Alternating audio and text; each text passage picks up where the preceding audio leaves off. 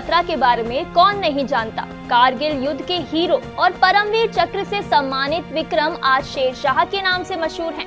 देखा जाए तो कहानी एक सैनिक की है जो कारगिल युद्ध में देश के लिए शहीद हो गया, लेकिन उनके इस सफर में कई ऐसे छोटे छोटे पहलू हैं जो हमें बहुत कुछ सिखाते हैं।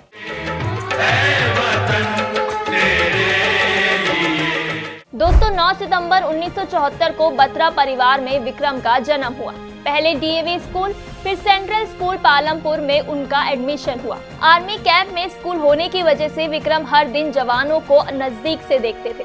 साथ ही विक्रम को सेना की वीरता की कहानियां, सीरियल और फिल्में भी खूब पसंद थी। इसी वजह से विक्रम में स्कूल के समय से ही देश प्रेम बढ़ गया था। पढ़ाई में तो विक्रम अच्छे थे ही, साथ ही टेबल टेनिस में भी अव्वल दर्जे के खिलाड़ी थे और कल्चरल प्रोग्राम में भी बढ़ चढ़कर हिस्सा लेते थे। 12वीं के बाद विक्रम चंडीगढ़ चले गए और डीएवी कॉलेज से ग्रेजुएशन की पढ़ाई की। अपने कॉलेजों के दिनों में captain Vikram Batra NCCA air wing में शामिल हो गए। यहाँ कैप्टन विक्रम बत्रा ने सी सर्टिफिकेट के लिए क्वालिफाई किया और उन्हें एनसीसी में कैप्टन विक्रम बत्रा का रैंक दिया गया। 1994 में उन्होंने एनसीसी कैडेट के तौर पर रिपब्लिक डे परेड में हिस्सा भी लिया। इसके बाद 1995 में उन्होंने इंग्लिश में एमए करने के लिए पंजाब यूनिवर्सिटी में एडमिशन लिया। वहीं आर्मी में जाने के लिए 1996 में उन्होंने सीडीएस का एग्जाम दिया और 35 सेलेक्टेड कैंडिडेट्स में अपनी जगह बनाई। उसमें से बत्रा एक थे। सिलेक्शन के बाद उन्होंने अपने कॉलेज से ड्रॉप आउट ले लिया। कई पड़ावों को पार करने के बाद 1 जून 1999 को उनकी टुकड़ी को कारगिल युद्ध में भेजा गया। हम्प और राकी नाव जगहों को जीतने के बाद विक्रम को कैप्टन बना दिया गया। इसके बाद श्रीनगर लेह रास्ते के ठीक ऊपर सबसे जरूरी 5140 चोटी को दुश्मन से आजाद करवाने की जिम्मेदारी कैप्टन बत्रा की टुकड़ी को मिली।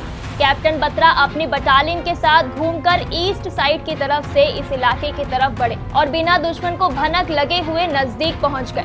कैप्टन बत्रा ने अपने साथियों के साथ दुश्मनों के ठिकानों पर सीधे हमला कर दिया। वो अपनी टुकड़ी को लीड करते हुए सामने आने वाले दुश्मनों को मारते चले गए। इतनी मुश्किलों के बावजूद विक्रम बत्रा ने अपने साथियों के साथ 20 जून 1999 को सुबह 3:30 पर इस चोटी को अपने कब्जे में ले लिया। कैप्टन विक्रम बत्रा ने जब इस चोटी से रेडियो के जरिए अपनी जीत अनाउंस कर ये दिल मांगे मोर कहा तो सेना ही नहीं बल्कि पूरे भारत में उनका नाम छा गया। इसी दौरान विक्रम के कोड ने शेरशाह के साथ ही उन्हें कारगिल के शेर का भी टाइटल दिया गया। अगले दिन चोटी 5140 में भारतीय झंडे के साथ विक्रम बत्रा और इनकी टीम का फोटो मीडिया में आ गया।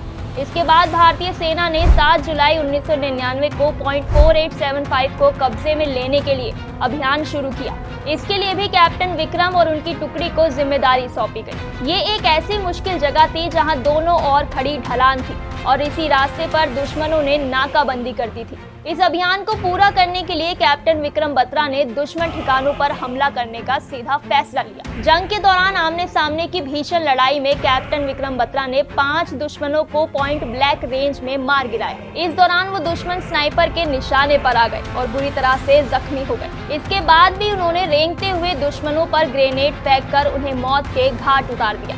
इस युद्ध में उन्होंने सबसे आगे रहकर नामुमकिन कामों को पूरा कर दिखाया। उन्होंने जान की परवाह भी नहीं की और इस अभियान को दुश्मनों की भारी गोलाबारी में भी पूरा किया। लेकिन बुरी तरह घायल होने के बाद कैप्टन विक्रम बत्रा शहीद हो गए। इस जंग में कैप्टन विक्रम बत्रा ने सबसे खास भूमिका निभाई। उनकी इस बहादुरी के लिए भारत सरकार ने उन्हें मरने के बाद सर्वोच्च और सबसे प्रतिष्ठित पुरस्कार परमवीर चक्र से सम्मानित किया। वेल दोस्तों, ये थी विक्रम बत्रा की कहानी। ऐसे ही इंस्पायरिंग स्टोरीज देखने के लिए यूथ आइकन ऑफ इंडिया को फॉलो करें।